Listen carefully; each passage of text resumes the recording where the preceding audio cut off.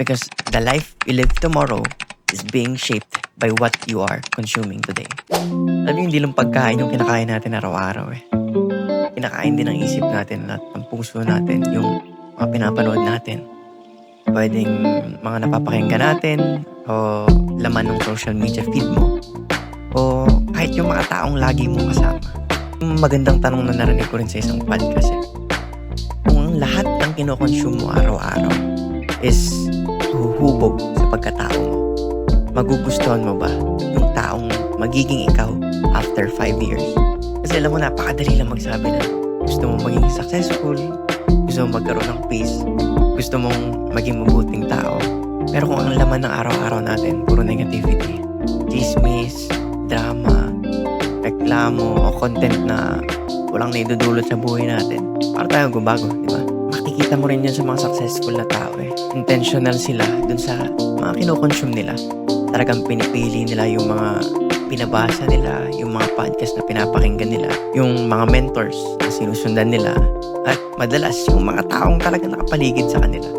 Kasi alam nila na kung ano yung ini-input ngayon, magiging output nila yun kinabukasan. Sinabi rin yan sa Bible eh. Galing sa Romans 12 verse 2. Sinabi doon, huwag kayong makiayon sa takbo ng mundong ito, kundi magbago kayo sa pamagitan ng pagbabago ng inyong pag-iisip. Binanggit ito, baguhin mo yung isip mo. Kasi alam ng Diyos na kung ano yung paulit-ulit na pumapasok sa isip natin is yan din yung huhubog sa puso natin.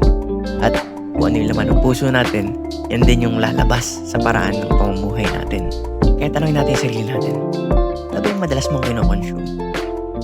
Ikaw ba yung tipo ng tao na nahook sa doom scrolling? Yung tipong sabi mo 30 minutes ka lang mag-scroll sa Facebook, sa IG, sa TikTok, mamaya-maya 2 oras, 3 oras na yung nakalipas, hindi mo na nagawa. Kung ano yung dapat mong gawin? O baka naman wantos-hawa kang nanonood sa Netflix, o di kaya nanonood ka lang ng mga live sellers sa Shopee, sa Lazada. Mamaya-maya, nakabili ka na ng hindi mo naman kailangan. Naubos pa yung oras mo. Mas malakas ba yung boses ng mundo kaysa sa boses ng Diyos sa buhay mo? Hindi mo naman kailangan maging perfect ngayon eh. Pero kailangan mo lang maging intentional sa mga pinapasok mo sa isip mo. Because the life you live tomorrow is being shaped by what you are consuming today. Di saan galing yan? Galing yan sa Bible. Galing yan kay Jesus.